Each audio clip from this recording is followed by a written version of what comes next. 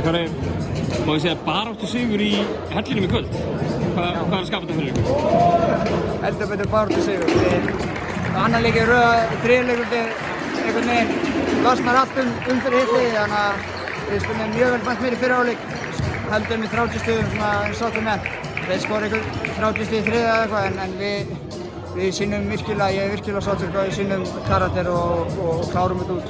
Batamerki á sóknarleik Vals eins og hann var í kvöld. Hvernig það hefur verið kannski?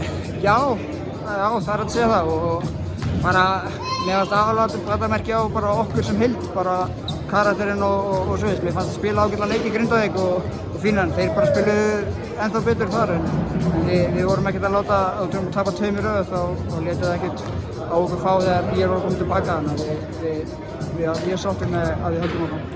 Ný leikmaður Jakob að koma inn í hópinn hjá okkur. Vantarlega, bara hans fyrsti leikur og svona hvernig listir á hann?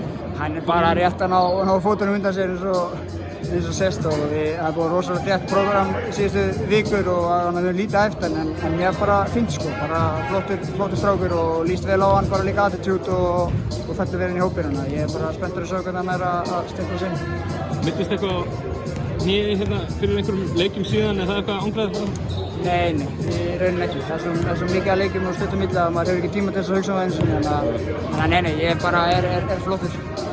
Leiðin inn í landsleikjapásu, þetta var síðasta leikurinn ef við skeikar ekki. Heldur liðið það gott að fá smá tíma til að æfa? Já, algjörlega og smá breyk núna. Við erum búin að taka núna 6 leikja á 3 vikum og beint út úr COVID-pásu um að geta sagt það eða hvað sem það kallast og þannig að gott að fá smá pásu núna og svo smá tíma til að æfa okkur og komast allir aftur á svona sömu plassu. Ekki betra að fara með 1-2 inn í pásu? Það er mjög töluvert betra, heldur betur. Frábært, takk.